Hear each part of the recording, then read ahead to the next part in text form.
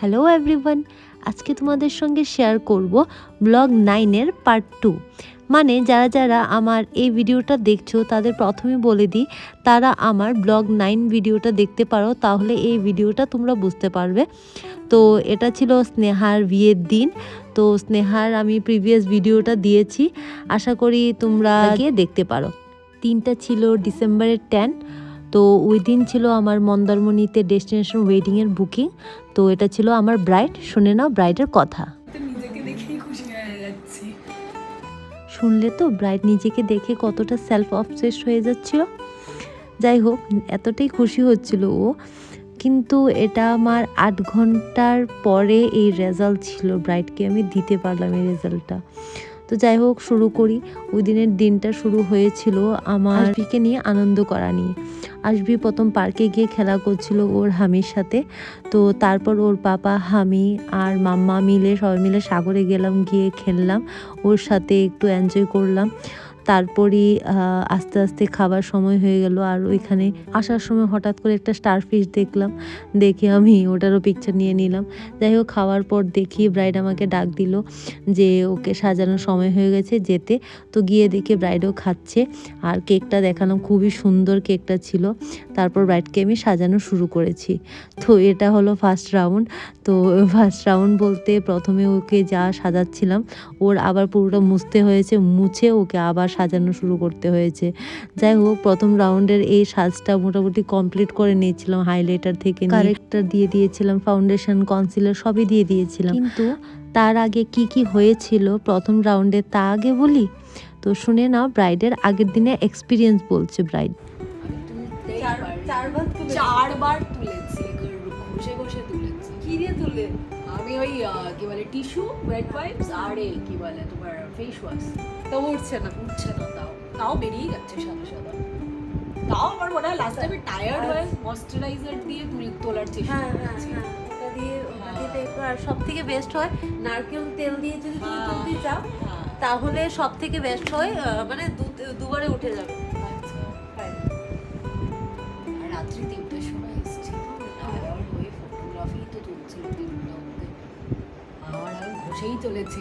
আমি প্রতীককে বললাম, প্রিয়াঙ্কা দিয়ে আমাকে ঠিক কথাই বলেছিল, বিদায়তে আমার চিন্তা নেই। তো যারা যারা আমার প্রথম পার্ট 1টা দেখেছো তারা বুঝতে পারবে যে আমি কতটা সময় নিয়ে ওকে সাজিয়েছি হালদি আর এঙ্গেজমেন্টের সাজটা। কিন্তু তা সত্ত্বেও ও বললো, শুনলে তো, যে কতটা সময় ধরে ও তুলছিল। যদি রাইট প্রসেসে তোমরা মেকআপ করো, তাহলে মেকআপটা যে কোনো প্রোডাক্ট দিয়ে করো না কেন, হ্যাঁ প্রোডাক্টের তো কিছু একটু বেশ কম আছে, কিন্তু যে কোনো প্রোডাক্ট দিয়ে করো না কেন, প্রোডাক্ট ভালো করে স্কিনের সাথে অ্যাবজর্ব হয়ে যাবে। তো পাউডার দেওয়ার আগে হঠাৎ করে গ্রুম এসে বললো আমাকে তাড়াতাড়ি সাজিয়ে দাও, কারণ আমার বারাতি নিয়ে বেরোতে হবে, আর বারাতিরা সবাই অপেক্ষা করছে। আর ওকে যাও মোটামুটি সাজিয়েছিলাম, আমি বলছিলাম যে আমি পাউডারটা দিয়ে দিই, ট্রান্সলেশন বা কমপ্লিট পাউডার সব দিয়ে নিই এরপর, কিন্তু ওটারও সময় ছিল না। তো তারপর আমি ওকে এমনিতেই, ও বলছে দিদি আমি উঠে গেছি, আমি পরে আমারটা দেখে নেবে, তুমি আগে গ্রুমকে সাজাও, গ্রুমকে কমপ্লিট করো। তো হঠাৎ করে গ্রুমকে বসিয়ে আমি গ্রুমের সাজটা সাজানো শুরু করেছি। আমার মেহেন্দির বড় স্টোরি আছে। এটা প্রতীকের সেলফি, হি প্রপোজড। এটা হচ্ছে শি সেড ইয়েস। এটা হচ্ছে আমাকে মলদ্বীপসে প্রপোজ করেছে। তো এখানে আই লাভ ইউ। আমরা হায়দ্রাবাদে আমাদের দেখা হয়েছে, তো চারমিনার একে Jab we met and forever together, finally বিয়ে করছি। অবসর হয়েছে 4 বছর। দেখো 4 বছর। তো কমপ্লিট করেছি, করে আবার ও সেকেন্ড রাউন্ডে বসে ওর মেহেন্দির গল্পটা আমার সাথে শেয়ার করেছিল, যে কিভাবে কি মেহেন্দি ড্র করেছে এবং কি তাদের লাভ স্টোরি তা বলছিল। সবাই একটু পর জ্বালাচ্ছিল ব্রাইডকে এসে, আমি একটু সাজাচ্ছিলাম আর অপেক্ষা করছি, একটু সাজাচ্ছিলাম অপেক্ষা করছি, এমনকি ব্রাইড আর আমি দুজনেই বিরক্ত হয়ে গিয়েছিলাম। তো এরকম করে করে ওর সেকেন্ড রাউন্ডে মেকআপ শেষ হয়েছে, বেস মেকআপ সব কমপ্লিট করে আমি আই মেকআপ করছিলাম। ওর আই মেকআপটা এমন চাইছিল, তাই আমি আই মেকআপটা ওর এরকমভাবেই করে দিয়েছিলাম। তোমরা এই আই মেকআপটা শিখতে চাইলে তোমরা আমাকে কমেন্টস করতে পারো, তাহলে এই আই মেকআপটা আবারও পুরোটা কমপ্লিট ভিডিও করে দেব। আর তোমরা আমাকে অবশ্যই কমেন্টসে জানাবে যে তোমাদের এই মেকআপ ভিডিওগুলো কেমন লাগছে, আর ভালো লাগলে অবশ্যই কমেন্টস করবে এবং লাইক করবে। তো ওর মেকআপ কমপ্লিট করতে করতে পুরোপুরি 9:30 কি 9:45 বেজে গিয়েছিল। আর ওর নিজের সাজটা দেখে ও নিজেকে এতটাই পছন্দ করলো সাজটা, তোমরা নিজেই শুনে নাও ওর নিজের আমি তো নিজেকে দেখেই খুশি হয়ে যাচ্ছি, সেলফ অবসেসড হয়ে যাচ্ছি। থ্যাংক ইউ প্রিয়াঙ্কা দি, সিরিয়াসলি খুব ভালো লাগছে। তুমি যে খেটেছো, 2টোর থেকে লেগে আছো আমার ঝামেলার জন্য, you have done a great job, seriously thank you so much, thank you so much. Out of profession you have work literally hard, thank you, thank you so much for coming this long way at the destination wedding. Thank you. Madhyamgram to Mandarmani. Madhyamgram to Mandarmani. You agreed that, that's the best part. অনেক makeup আর্টিস্টরা agree করেনি আসার জন্য, বিশ্বাস করো। তুমি agree করেছো, আর সেটার জন্য তোমার চার্জ যা সেটা খুব মিনিমাম, খুব মিনিমাম, সিরিয়াসলি। আমি সবার জন্য একই রাখি। হ্যাঁ সিরিয়াসলি খুব minimum. Thank you so much. ঠিক আছে। তারপর আস্তে আস্তে ওর জুয়েলারি এবং দুপাট্টা সব কিছু ড্রেপিং করা শুরু করলাম। আর জুয়েলারিগুলো ও বাছাই করে রেখেছিল, এগুলো পরানো শুরু করলাম এবং তাড়াতাড়ি করছিলাম কারণ ওর অনেকটা লেট হয়ে গেছিল এই ঝামেলার জন্য। সবাই ওকে বললাম যে অনেকটা ডিস্টার্ব করছিল, বারবার এসে ডিস্টার্ব করছিল, এরপর গ্রুম আসছিল, এরপর ভিডিও নিতে আসছিল, যাই হোক এরকম করে। এবং ওর পারফেক্ট চাইছিল যে এই রকম যেরকম ও ভেবে রেখেছিল ওর বিয়ের ব্যাপারটা, বিয়ের সাজটা নিয়ে, সেই রকম করে ও আমাকে বলছিল সাজিয়ে দিতে, এবং সেইভাবেই আমি টাইম দিচ্ছিলাম। কারণ ওর আফটার অল এতটা দূর থেকে আমরাও গেছি এবং ও গুজরাট থেকে এখানে এসেছিল, মন্দারমণি ডেস্টিনেশন ওয়েটিং করছিল শুধু এইভাবে সেজে বিয়েটা করার জন্য। যাই হোক ওর সাজটা আমি কতটুকু দিতে পেরেছি তোমরা আমাকে অবশ্যই কমেন্টসে জানাবে, যে ওর বিফোর এবং আফটার লুকটা অবশ্যই দেখেছো তোমরা। তো তা দেখে কেমন লেগেছে তোমাদের কাছে লুকসটা তোমরা অবশ্যই কমেন্টসে জানাবে, অবশ্যই জানাবে, এবং ভালো লাগলে একটা লাইকও দিয়ে দিও।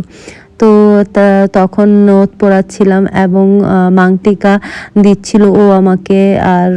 আর ও কিছু জুয়েলারি নিয়ে ভীষণ কনফিউজ ছিল, তাই আমাকে বলছিল যে দিদি কোনটা পরবো, এগুলো আমরা ডিসকাস করে করে একটা একটা দিচ্ছিলাম, পড়াচ্ছিলাম। ও আমাকে বলছিল যে কোনটা দিদি ভালো লাগবে বলো। তো এভাবেই আমাদের অনেকটা সময় এখানে চলে গিয়েছিল। তো যাই হোক এভাবে করে আমরা আফটার লাস্টে ওর লুকসটা কমপ্লিট করেছি। তোমরা অবশ্যই দেখো বাকি লুকসটা কেমন লাগছে। আমি বললাম তো তুমি তোমার ডে আজকে ভালো লাগছে, তুমি তোমার যেটা ভালো লাগছে সেটা বলো। তুমি তোমার কোনটা ভালো না লাগছে? তোমার কোনটা ভালো লাগছে সেটা তুমি বলো, এইটার মধ্যে আমি কনফিউজ। তুমি তোমার যেটা মনে হচ্ছে এজ এ মেকআপ আর্টিস্ট তুমি ওটা সাজেস্ট করো, তারপর দেখো। আমার এটা ভালো লাগলো। পরিয়ে দাও, একটু উপর করে বলো। যেন একটু গ্যাপ থাকে। ঠিক আছে, একদম ঠিক আছে। তারপর ওর অ্যাকর্ডিং ওকে সব জুয়েলারি পরিয়ে দেওয়ার পর হঠাৎ করে বললো, ও দিদি আমার খুব খিদে পেয়েছে, আমি আগে খেয়ে নিই, তারপর তুমি আমাকে আবার সাজিও। তো তার মধ্যে ও খাচ্ছিল, আমাকেও খাবার দিচ্ছিল, আমি খেয়েছি। তারপর ওকে মোটামুটি সাজানো কমপ্লিট হয়ে গিয়েছিল।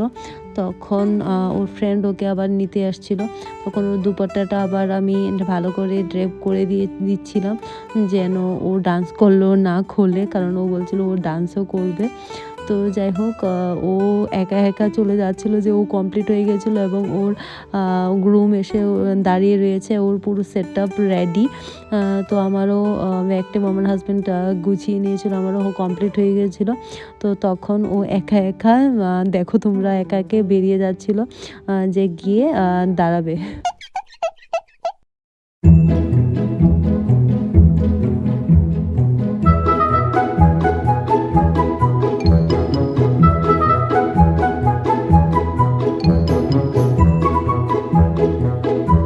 দেখলে তো 8-8.5 ঘন্টা সাজানোর পর ও দৌড়াচ্ছে, কারণ ওর হাজব্যান্ড ওকে স্টেজ থেকে ফোন করেছিল যে তুই তাড়াতাড়ি আমি আর দাঁড়াতে পারছি না, অনেকক্ষণ হয়েছে আর দাঁড়িয়ে রয়েছি, তো নয়তো লগ্ন চলে যাবে, যে পুরোহিত মশাইও বলছে। তো তাড়াতাড়ি করে ও দৌড়ে দৌড়ে দৌড়ে দৌড়ে গেছে। তারপর ওর সব প্রোগ্রাম শুরু হলো, কেক কাট, মালা বদল সব কিছু হচ্ছিল।